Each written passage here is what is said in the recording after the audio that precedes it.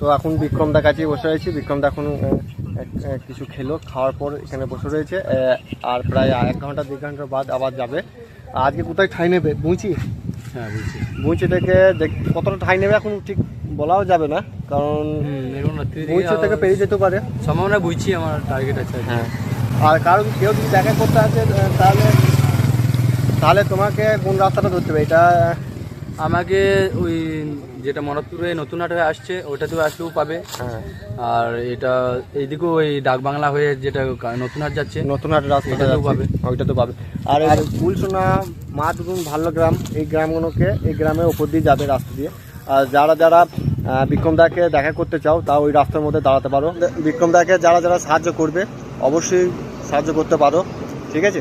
Support করো আমাকে, আমি যাতে ভালোভাবে পৌঁছাতে পারি কেদারনাথ বাবার কাছে। সবার জন্য আশীর্বাদ করো, সবাইকে যেন বাবা ভালো রাখে। বিক্রমদাকে হার হার মহাদেব কমেন্টের জন্য ভরে যায়, ঠিক আছে?